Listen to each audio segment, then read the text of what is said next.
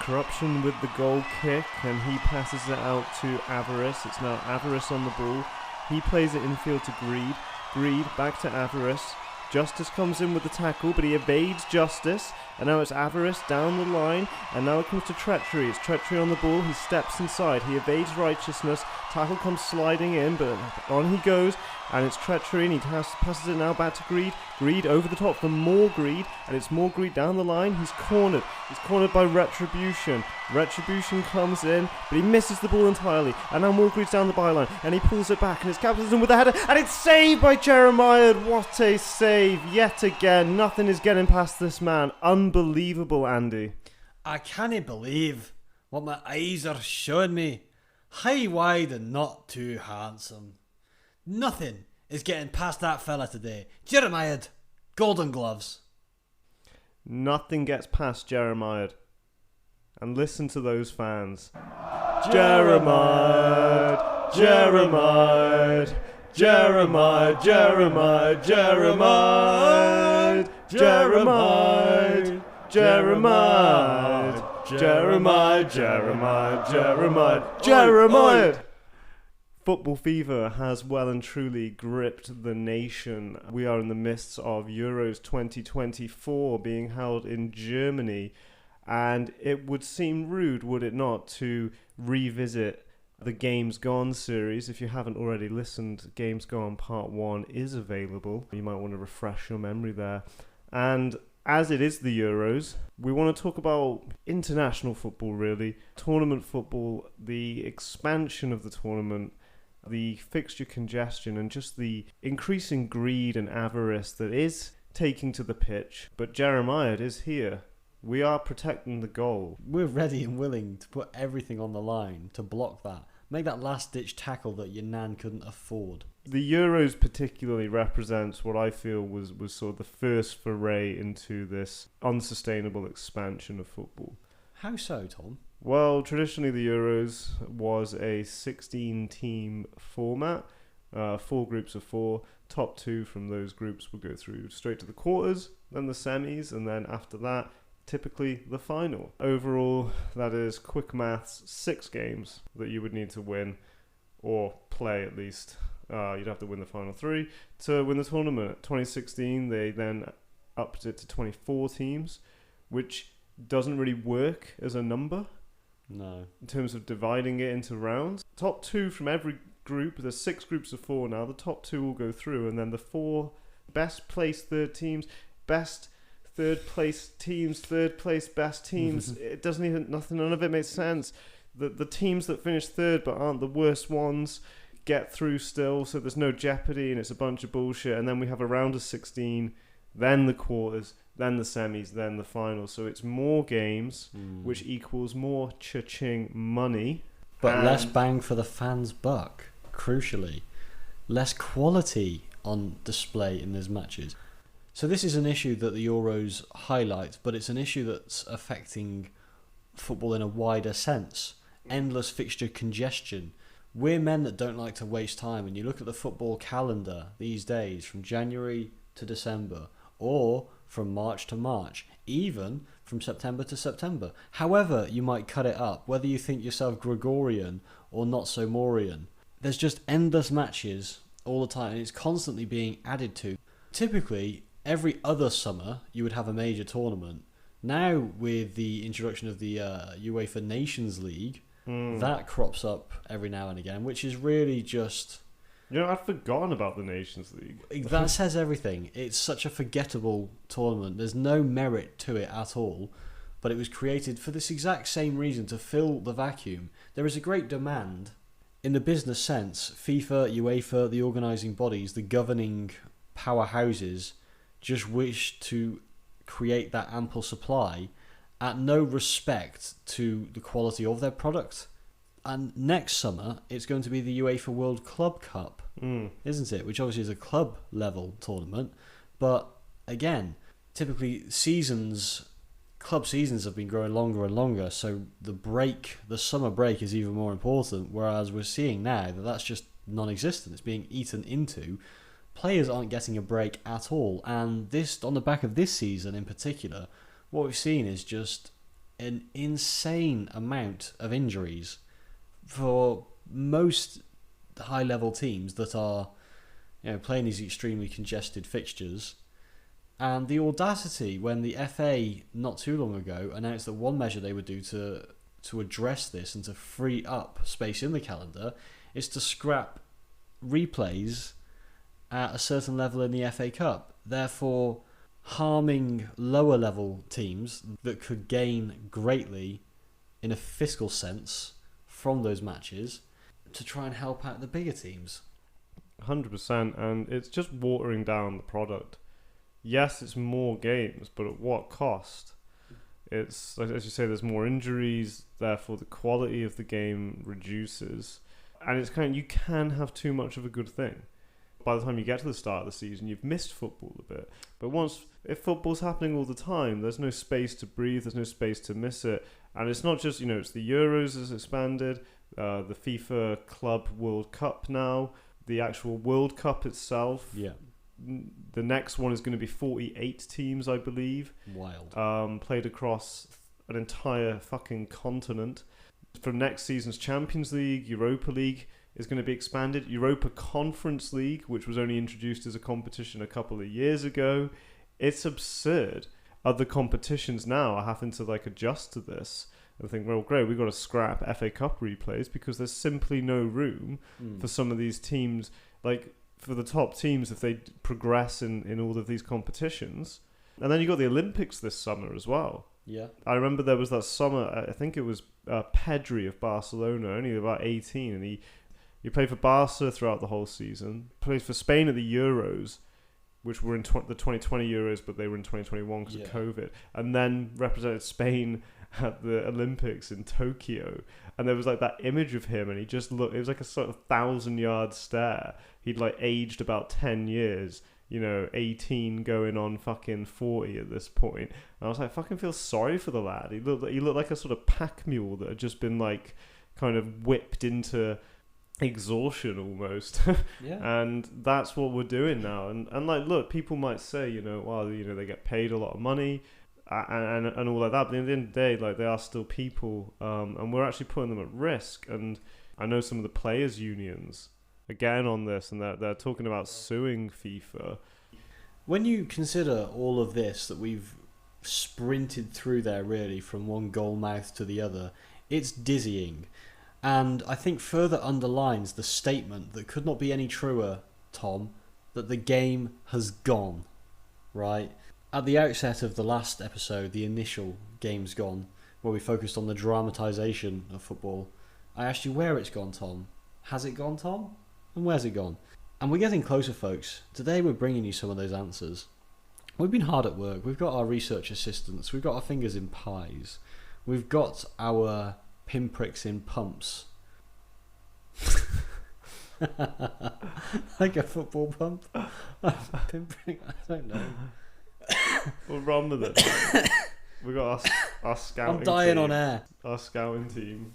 The scouting team are on it. They're reporting with fervour. I think one very apparent point to relate this to a wider societal setting is it's the notion of football is more so than ever a sports entertainment package these days rather than just being a sport. And it's centred always, as traditionally, as historically, around the fan. The fan is the investor, is the target audience, is the consumer. As you said, Tom, it's being watered down, it's being saturated as a product. So fans are always paying more to get less.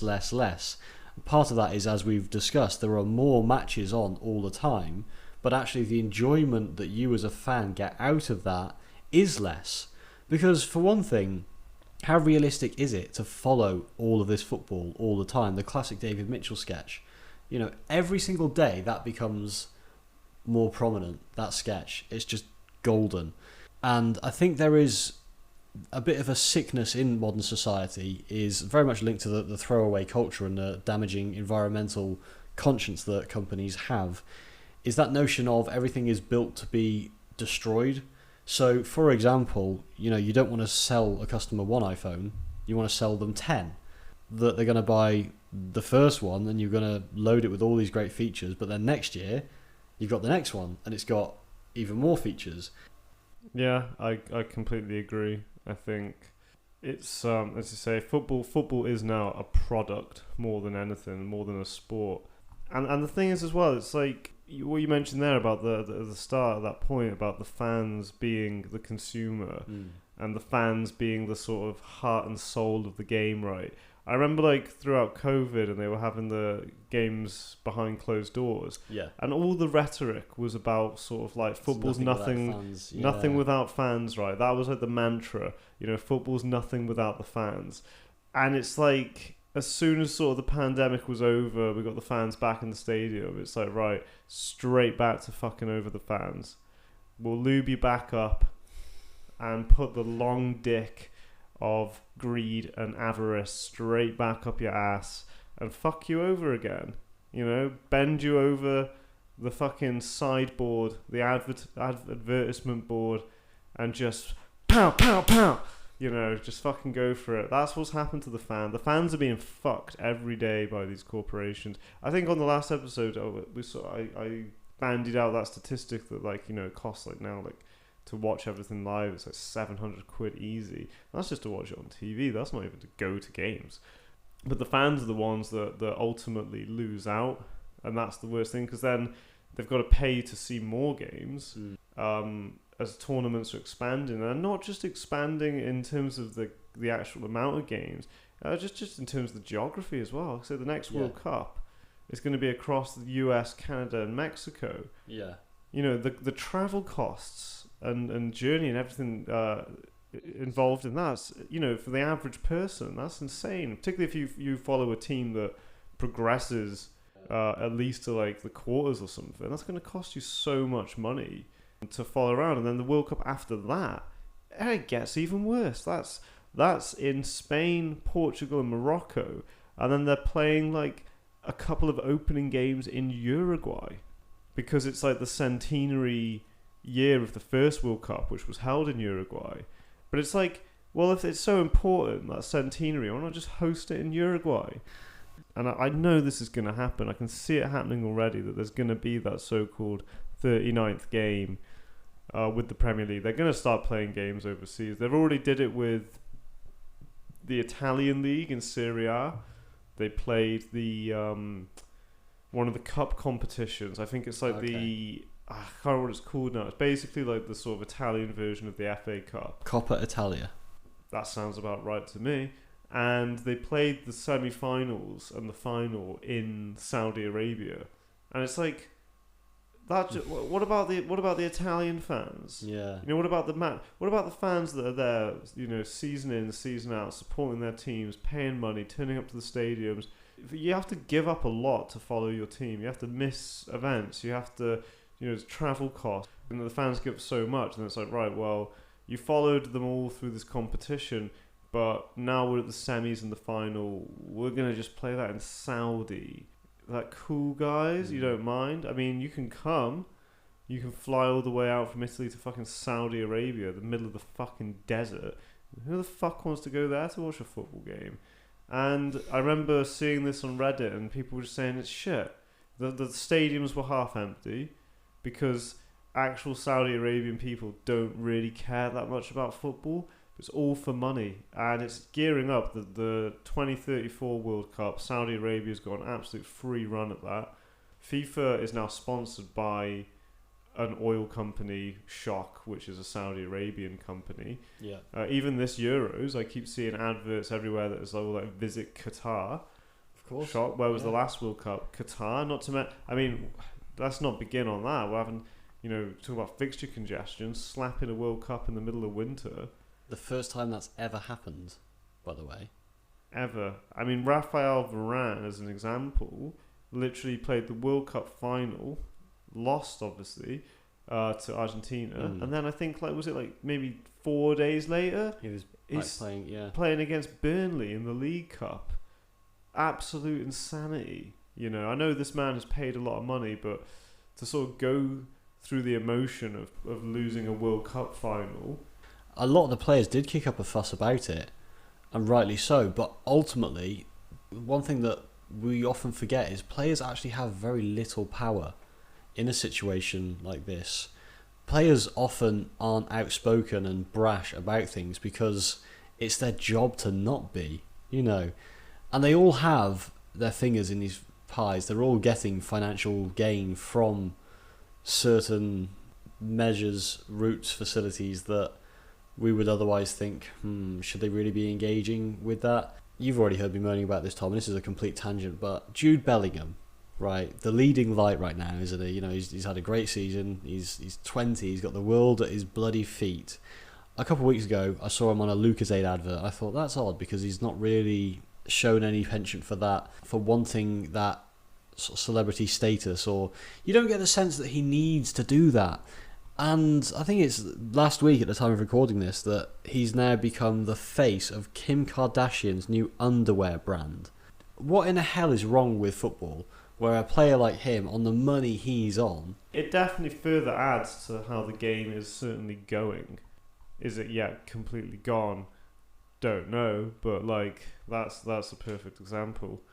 But yeah, the Qatar World Cup, I mean, you think that being a winter World Cup on in obviously northern hemispheres, the cost on the fans of actually attending it, I think even the most innocent and naive football fan would struggle to not think that everything around it was just fishy and suspicious. It was very blatant that this was obviously a bribe of some sort that Qatar got the World Cup. Qatar, that famous footballing nation that had to build pretty much all of the infrastructure to host the tournament, and did so through horrendous human rights abuse. Many workers died throughout the process of building the stadiums and not really ever been apprehended for that. Doesn't matter, did a job, you're cozy in FIFA's pocket, all well and good.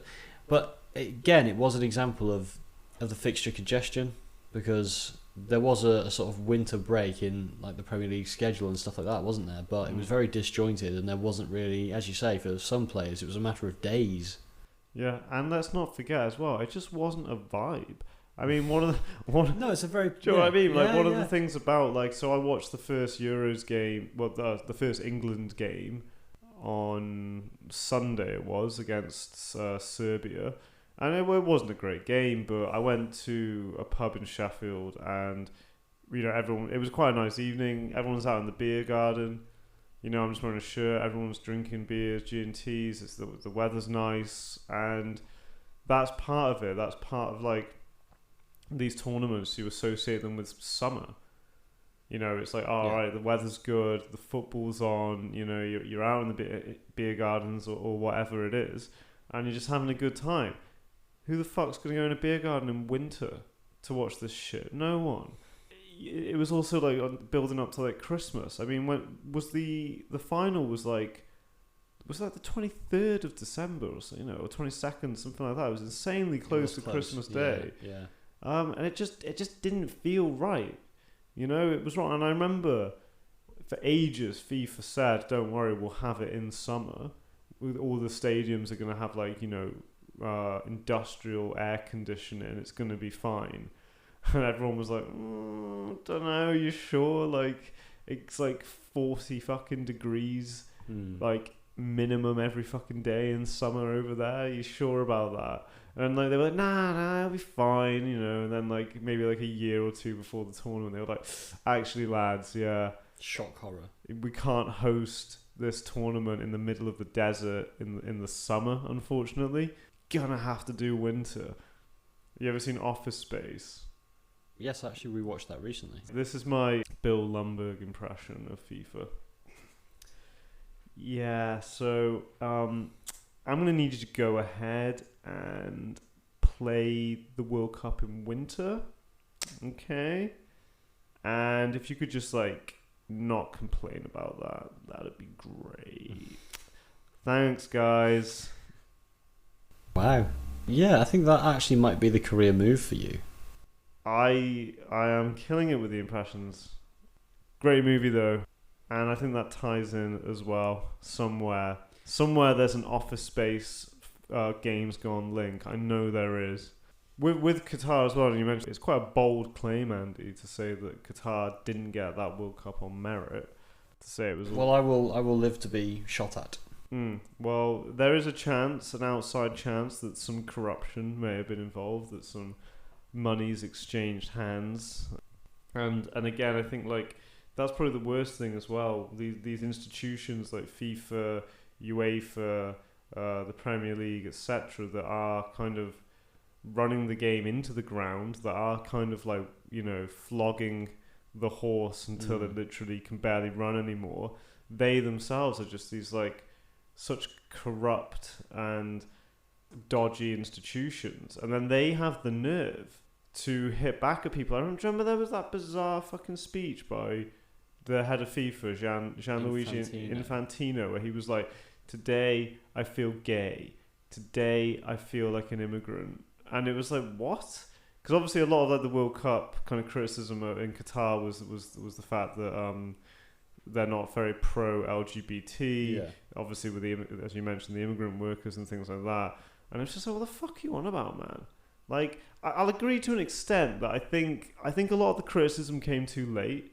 I think like the time to have done all that stuff was when it was announced, rather than like a month or two before the tournament when it's too late.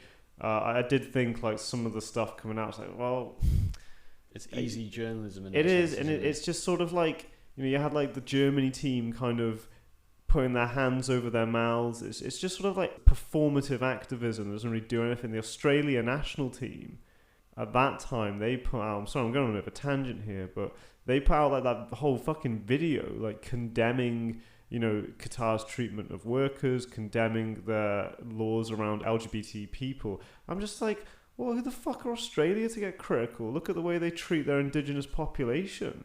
You know, they treat them like shit. And then they have the nerve to criticize Qatar's treatment of immigrants when they have these like immigration detention centers on places like Christmas Island, where they've literally been found to have broken like human rights laws. And then after all that, they just go ahead and play at the tournament anyway. Literally, it's like if you wanted to make an actual statement, you'd boycott it. It's not like Australia's going to fucking win it. Do you know what I mean? So it was like, you put this out, you're so sort of self-righteous and sanctimonious, even though you should do a bit of critical reflection on how you treat your indigenous population. And then it's like, oh well, we're still going to play. We're here now. We've just got nice new fancy boots, provided by FIFA.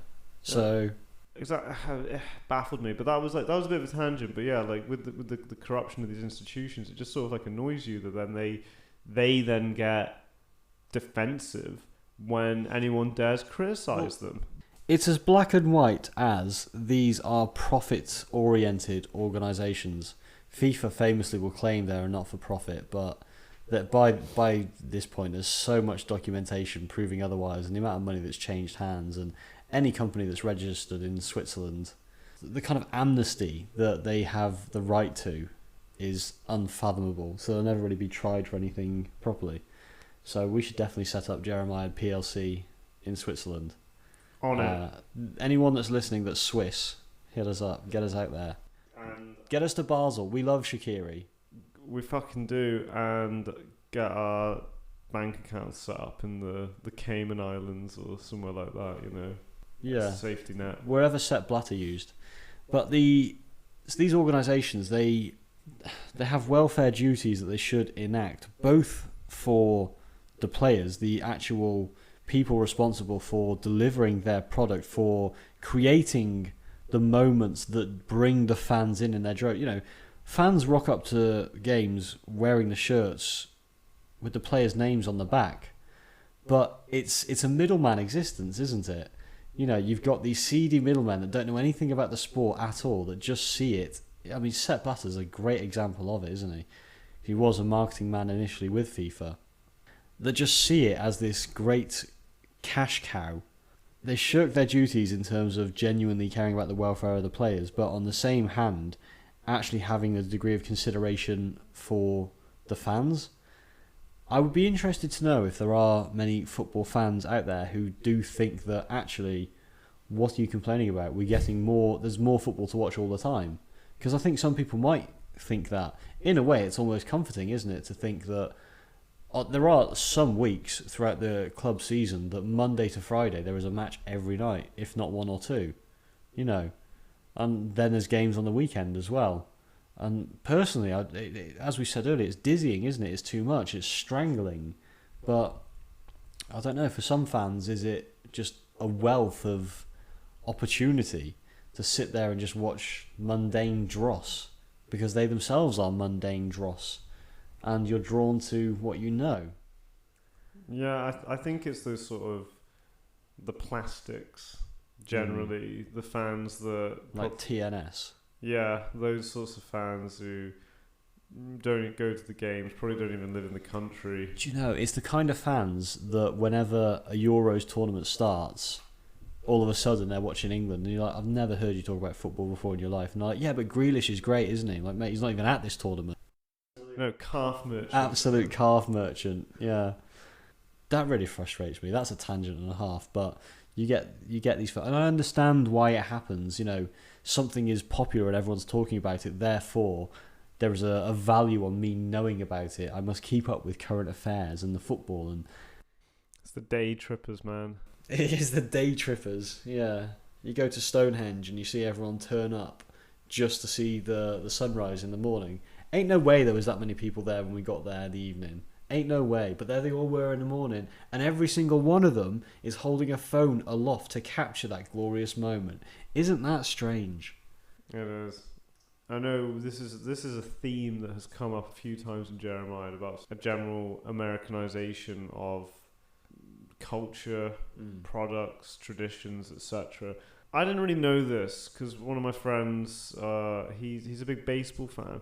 I didn't realize how many games they play a season. Like a baseball season, you play like 100 games.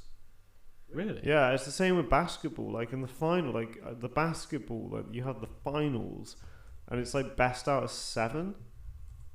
It's ridiculous. So it's not just one basketball game that determines the championship. It's like you play 7 games. Well, that's potentially. I mean, obviously you could play at least 4. And I think it's the same with the NFL as well. They actually have a lot more games than say football or soccer. And I wonder if that's creeping in a bit. And they play games overseas. They play the NFL games in London. Yes, they do. Yeah. At Wembley Stadium, and they do play a few baseball games now overseas as well. I wasn't aware of this. And that's always just something that's never sat right with me. And I think football, yes, it's a global sport, but I guess the difference is with NFL and baseball, they do pretty much exclusively exist in America. So outside of America, you generally can't see those sports. Whereas football, you can see that in pretty much any country because it is a global sport. It's a universal sport. But obviously European football is kind of like the pinnacle of the sport, so that's where they want those games to be played abroad. But again, it's just sort of feeding into this like American idea. I wouldn't be surprised if games are played in America soon enough. There's the demands for it. That's the horrible thing, that it is there. But FIFA is just like a whore, and they'll just sell out to whoever's willing to pay the most. I mean, you look at the last few. It's not just Qatar, Russia hosting the World Cup, Brazil, South Africa. Yeah. I wouldn't be surprised if pretty much every World. I'd imagine to even get the World Cup, you've got to do some sort of dirty business. Maybe not to the extent that Qatar did, but what do you reckon Israel will get the next one? Too soon? I wouldn't be surprised, man. I mean, at least Israel have a couple of teams, right? They got Tel Aviv, and there's another one. I always remember as well Tal Ben Haim, who played for Chelsea. Yeah, was Yossi Benaim Israeli as well? I think he was. Yeah. Also played for Chelsea and Liverpool. Baller. He was a baller. I don't care what anyone says. Yeah. And West Ham. Yeah. So at least Israel. God, I'm not. I put this out there now. I'm not endorsing an Israel World Cup. But at least they have some kind of football heritage. Like you said before, Qatar, nothing. That was the first time they'd ever qualified for the World Cup. And they became the first host nation to not even win a single game. And yet Saudi Arabia go and beat Argentina on the first game. That to me, I'm sorry folks, you want to go full red pill because we're in good form for that. That to me said it all. Yeah, 100%. Lost for words. And then, as we were saying about Messi, and he collects the trophy, and he's donning like the sort of traditional Qatari sort of cloak, cape, kind of dress wear. Yeah. And it just something about that didn't sit right with me. The whole thing was just an absolute sham. And the next World Cup, there's going to be more games. We've not even touched on like the environmental impact of all this, because again, they claimed, FIFA claimed, and this is again just know how bullshit FIFA are. The Qatar World Cup would be carbon neutral, and a pretty quick investigations have found that's just complete bullshit. They just found like all the claims were just wrong, and then the next World Cup you're playing it across an entire continent, more games, more air travel, more everything. The World Cup after that, you're playing that over 3 continents. Yeah. It's becoming ridiculous. I've always felt uneasy about joint World Cup bids. Yeah. And this trend needs to stop. Keep it to single nations, man. That's my hot take. Conscience has been left at the door in every of these board meetings. You know what, Tom? The more that we kick it about the pitch and occasionally leave a left foot dangling, catch a man or waft the ball out for a throw-in, the more my irk grows. I'm not really sure sometimes what to do with my irk. Have you any suggestions? I have one. It is controversial. I love a controversial suggestion. But you could formulate these irks and feelings of despair into a kind of list of woes, perhaps, some form of lament, perhaps with a prosaic or literary quality, even a sermon sort of quality, something like that. I don't know if there's a specific phrase or term for that, but I think you get my gist. I think I might know what you mean. I think you mean a Jeremiad.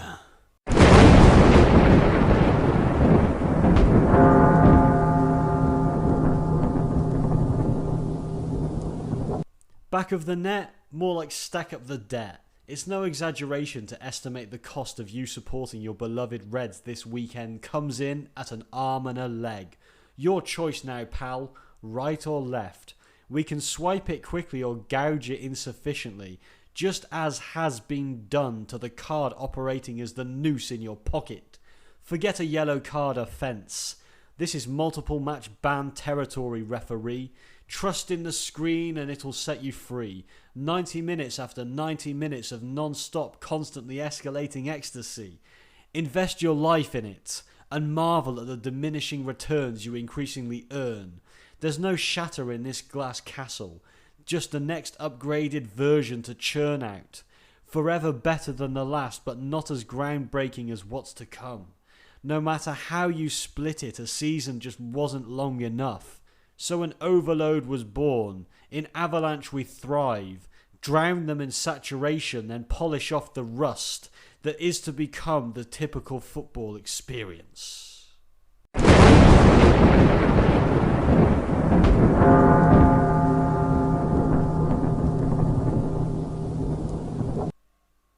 You can't see it, dear listener, but there are tears welling in my eyes. It could just be the hay fever. It's that time of year. But I think it's Jeremiah fever. It's what's got me going right now. That was emotional. I really felt that. I felt like... I think even Gianluigi Infantino, this is a big call. This is I'm willing to I'm willing to put myself on the line for this one. I think even he would be moved by that. And if he heard this is for you, Gianluigi. If you're listening now, just take stock of that. Reflect on yourself and how you can change and you can better the game. I really think it has that power.